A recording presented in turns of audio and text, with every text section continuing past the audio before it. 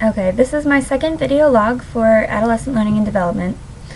I'm going to be discussing the second point about Gardner's theory of multiple intelligences. So first off, intelligence in general. The question is intelligence a useful educational concept? I believe that it is, and I really feel that the definition of intelligence has sort of evolved in recent years. It's more than just being book smart or being able to take tests well. You can even see this in the colleges. Like, colleges are looking for students who get good grades and can play instruments, can play sports, can interact well with others, get along really well with other people through service, and kids who have jobs. They're looking for all those different kinds of intelligences, so to speak,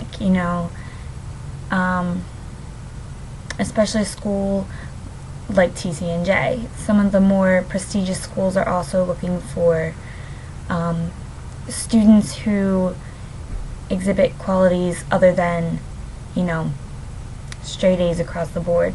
They can actually apply that to their lives, or apply different intelligences to their lives, I guess,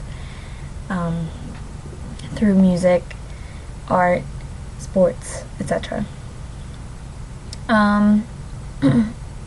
Also, intelligence is a really difficult thing to measure, and there are different intelligence tests that may be accurate, more accurate, less accurate than others.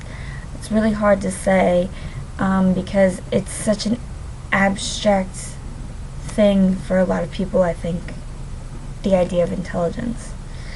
And also, it's hard to tell how intelligent a person is if they're not really working to their full potential, or if they're not as willing to live up to that potential and discover their intelligence.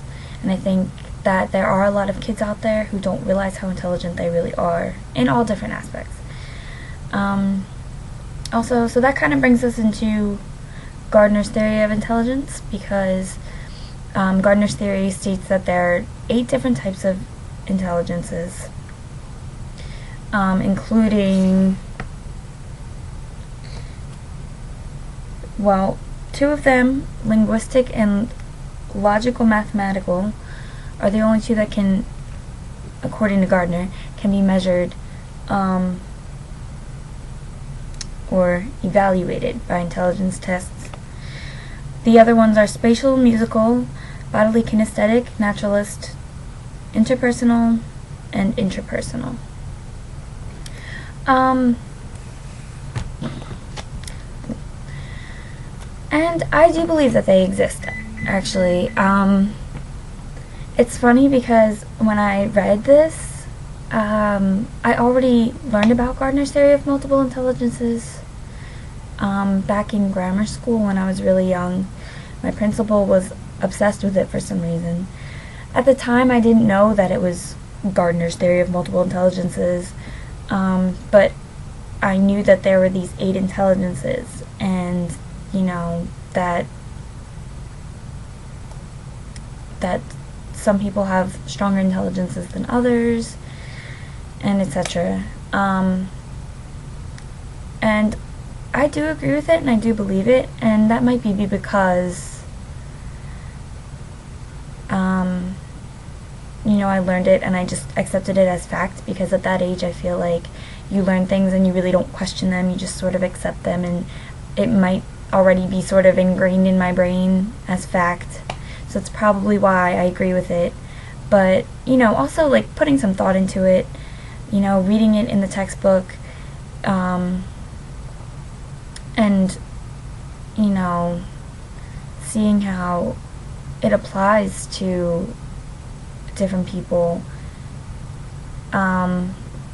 I can honestly say that I do agree with it, aside from the fact that it was just, taught to me in grade school and I just accepted it. But I really do agree with it. It makes a lot of sense to me, and I think we can see this in everyday life in a lot of different people. Because there's simply some things that some people are better at than others, and some people have stronger talents than other people, and they make up for that in other ways. For example, some people are extremely book smart and they do really well in the linguistic intelligence area. Others not so much. Maybe they're just mathematically adept and have a very mathematical thought. It's why some people are better in certain classes than others. But even outside of the classroom, there's, star athletes who are very bodily kinesthetic, intelligent, or musicians. And some people, it just comes naturally to them. Other people have to work a lot harder at it to be just as good. You could also argue that this is partially genetics, I think. But, for example, I ran cross country in high school. I trained my butt off. Every day I would go running, and I had been on the team for over a year. And this girl, Molly, joins the team, and first day, she's already faster than me. She can already beat me with absolutely no training.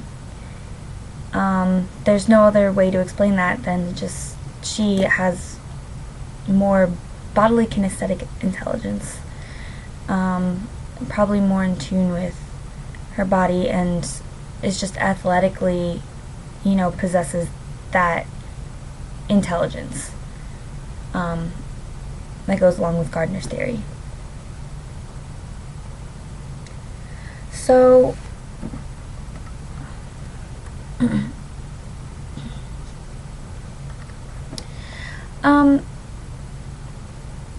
I think that this affects my opinions in the classroom because it's helped me to see that some kids just maybe need a little extra push in certain areas, especially linguistically and mathematically, because those are probably the two focal, or the two intelligences that you would see in the classroom more than the others. And I think, you need to realize that some students just aren't as adept to these intelligences, and you need to find ways to tap into their other intelligences in the classroom, which is something that I can do, or hopefully I'll be able to do as a teacher, and realize, some kids are more interested in sports, some kids are more interested in music, or not even more interested, but more musically or kinesthetically intelligent, and try and find ways to tap into that, to accelerate, or maybe not accelerate, but just to help their learning and their understanding. So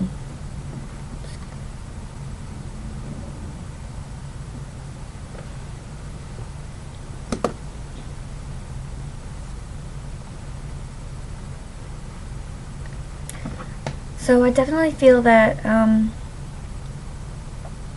that Gardner's multiple theory of intelligences, or theory of multiple intelligences, excuse me, is a valid theory. Now that I have a name for it, it's funny that I learned it at such a young age, and I never really understood where it came from. And just thought it was kind of neat that there were these 8 different intelligences, and there were posters up in the gym of my grammar school. And I've always agreed with it, and I still do, and I think that that carries over into my perspectives of students inside and outside of the classroom, and hopefully will affect and improve how I teach once I'm finally a teacher.